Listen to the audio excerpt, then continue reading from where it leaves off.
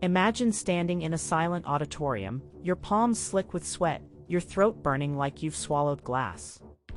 The judges stare, pens poised, waiting for you to begin.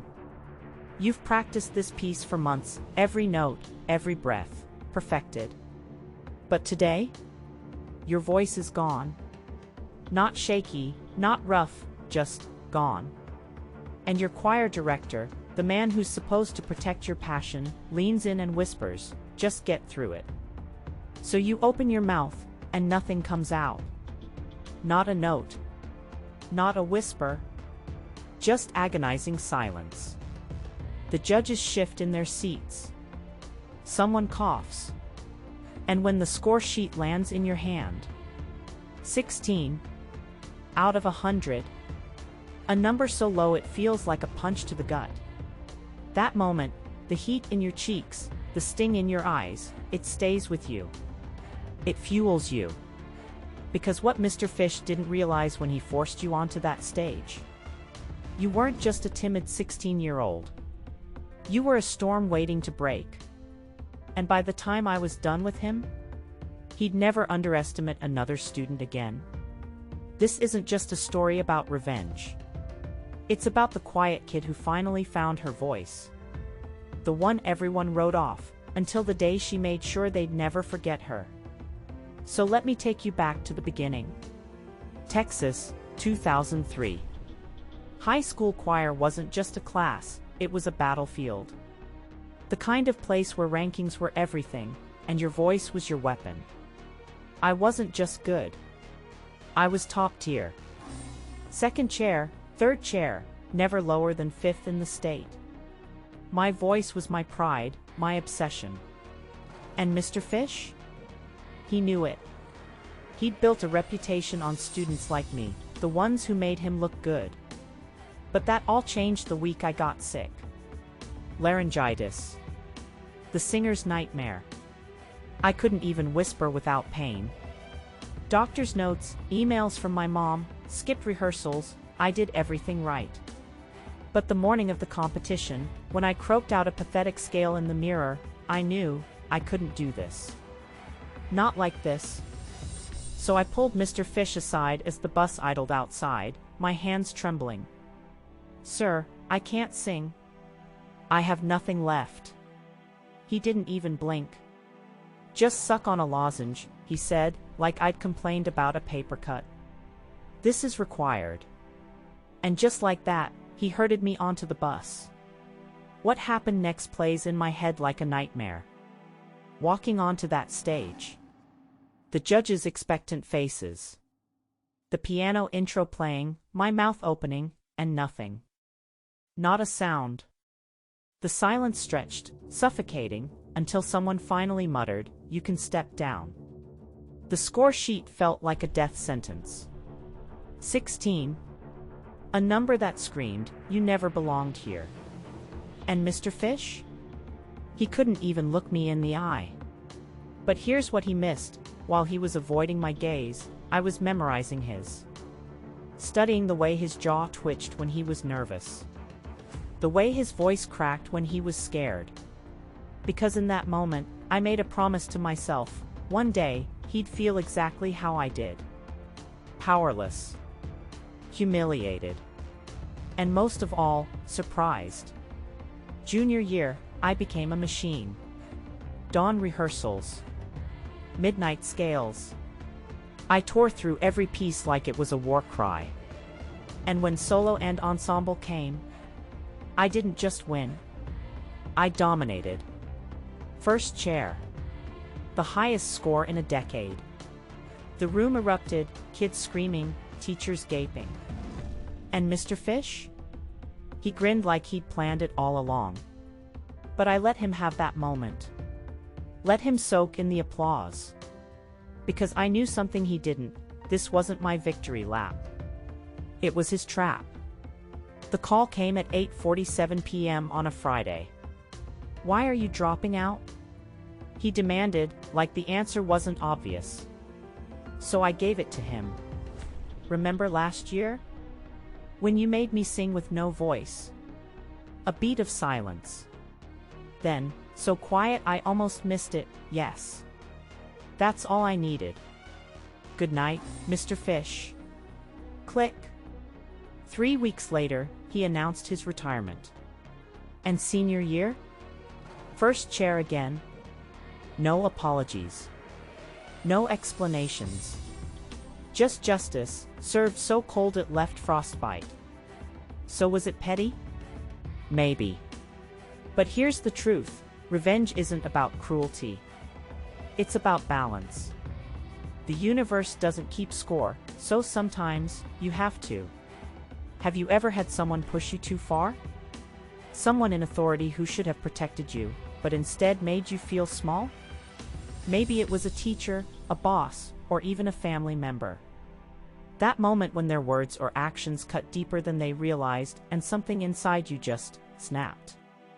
If you've ever been there, if you've ever been humiliated or underestimated by someone who should have known better, then you're going to want to hear this story to the very end. Because what I'm about to share isn't just about revenge, it's about reclaiming your power when someone tries to take it from you. It's about that sweet moment when the person who thought they had all the control suddenly realizes they never did. Let me take you back to my high school days in Texas. Choir wasn't just another class for me, it was my entire world.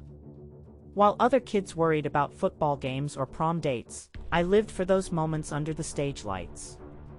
My voice wasn't just good, it was competition-level good. Year after year, I ranked in the top chairs at statewide events. Second place, third place, never lower than fifth. That consistency wasn't accidental. I trained like an athlete, treating my vocal cords with the same care a gymnast gives their body.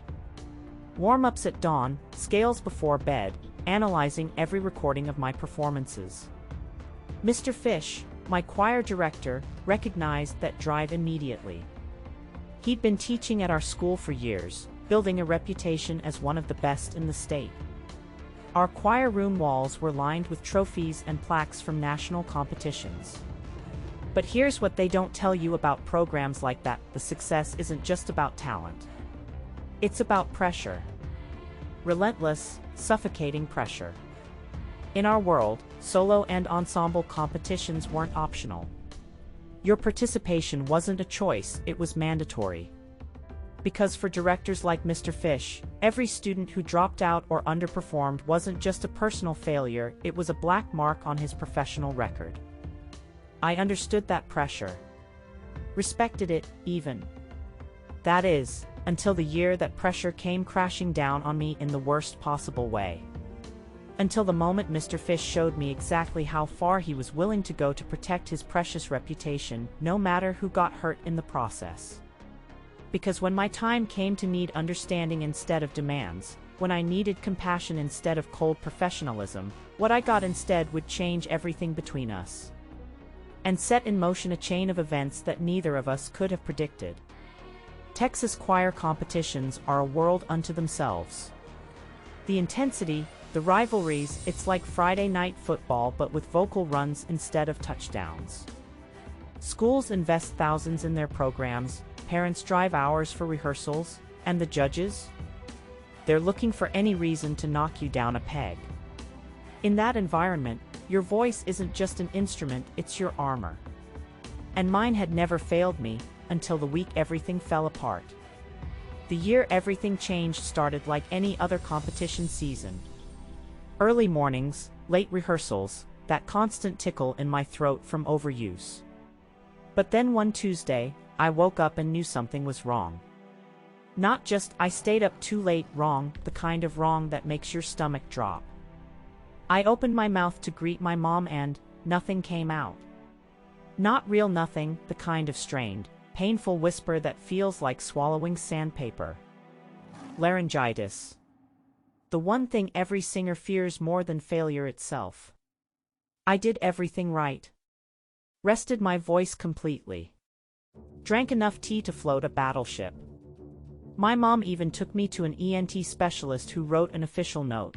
Complete vocal rest required, absolutely no singing for 7 to 10 days. The timing couldn't have been worse. Solo and ensemble was in 5 days. But I wasn't worried, not really. This was medical. Mr. Fish would understand. He had to understand. The morning of the competition, I stood in front of my bathroom mirror like I had 100 times before, took the deepest breath I could manage, and the sound that came out wasn't mine. Somewhere between a squeak and a wheeze, like a door with rusted hinges. I tried scales, tried humming, nothing worked. My voice wasn't just damaged, it was gone. Completely, utterly gone. I remember the exact moment I approached Mr. Fish at the bus loading zone. The way my hands shook not from the morning chill, but from sheer terror. "Sir," I croaked, holding out the doctor's note like a white flag, "I physically can't perform today." The way his face changed in that moment is burned into my memory. His eyes flicked from me to the bus full of students, to his watch, then back to me. Not an ounce of concern. Just calculation. "Just suck on a lozenge," he said, already turning away. As if 2 decades of medical training could be undone by a piece of menthol candy. "This isn't optional." The worst part? He didn't even say it quietly. Half the choir heard. Some giggled. Most just looked away, suddenly very interested in their sheet music. That walk onto the bus felt like the longest of my life. What happened next plays in my mind in slow motion. The judge's table getting closer with each step. The pianist giving me that "ready when you are" nod. That first horrible second when I opened my mouth and silence. Not dramatic silence. Not caught in the moment silence. The kind of silence that makes your ears ring. I saw the exact moment the lead judge's expression went from expectant to confused to pitying. When they handed me that score sheet with 16 circled in red, the number might as well have been carved into my skin. In our world, anything below 70 was humiliation. Below 50 was catastrophic. But 16? That wasn't a score, that was a message. A message that said, "You never should have been here." As I walked back to the group, eyes burning, throat now sore from holding back tears instead of singing, Mr. Fish couldn't even muster the decency to look ashamed. He just took the score sheet, glanced at it, and walked away without a word. That was the moment something inside me broke. Not in the way you'd expect, not into pieces, but into something sharper. Something dangerous. On the silent bus ride home, staring at my reflection in the dark window, I made 2 promises to myself. First, I would come back stronger than anyone imagined possible. Second, Mr. Fish would remember my name long after I graduated. Not as his star student. Not as his disappointment. But as the one who made him understand exactly how it feels to be powerless. That summer between sophomore and junior year changed everything. While other kids were at the pool or working summer jobs, I was rebuilding my voice from the ground up. Vocal exercises at dawn. Breathing techniques before bed. Recording every practice session and analyzing each note like a scientist studying lab results. I didn't just want to be good again, I wanted to be unstoppable. By the time junior year started, something had shifted. Where there was once hesitation, there was now steel. The soprano who'd always edged me out in solos? She didn't stand a chance anymore. I could see the moment she realized it during our first rehearsal, that flash of surprise in her eyes when I hit a high C so pure it seemed to hang in the air. Mr. Fish noticed too. He started giving me the solos without auditions, smiling like he'd discovered me himself. When solo and ensemble season arrived, I walked into that competition hall with fire in my veins. This wasn't just another performance, this was my reckoning. The judges didn't know it, my classmates didn't know it, Mr. Fish certainly didn't know it, but this was never about the score. Not really. The moment they announced my results, first chair, highest score in the region, the room exploded. Teammates hugged me, underclassmen stared in awe, and Mr. Fish? He looked prouder than I'd ever seen him. That's when I knew Phase 1 was complete. I waited exactly 48 hours, long enough for the glow of victory to settle into his bones, before sending that email. 3 simple sentences, effective immediately: I'm withdrawing from first chair. This decision is final. Thank you for your understanding. I timed it for 8:17 p.m. on a Friday night because I knew he'd be home, comfortable, completely unprepared for what was coming. The phone rang at 8:23. Explain yourself. No hello. No pleasantries. Just that tight, controlled anger only teachers can muster. I let the silence stretch just a beat too long before responding. Do you remember, I asked, my voice perfectly calm, standing by bus 12 last year? The doctor's note in my hand? The way you told me to suck on a lozenge and get on stage anyway. The silence on his end was better than any applause. When he finally spoke, his voice had lost all its authority. That's what this is about? Good night, Mr. Fish. The click of that receiver was the most satisfying sound I'd ever heard. 3 weeks later, the school announced his early retirement. The official story was he wanted to spend more time with family. But everyone in the choir knew the truth. You could see it in the way he avoided my eyes during his final weeks, in the way his shoulders slumped when I took the solo at his farewell concert. Senior year, I earned first chair again, this time keeping it. The new director framed my score sheet and hung it in the choir room as inspiration for future students. Mr. Fish's replacement once asked me why I thought he'd really left. I just smiled and said, some voices are meant to be heard. They say revenge is a dish best served cold. But what they don't tell you. The best revenge is served at exactly the right temperature to watch them sweat. Looking back now, years later, people still ask me if I went too far.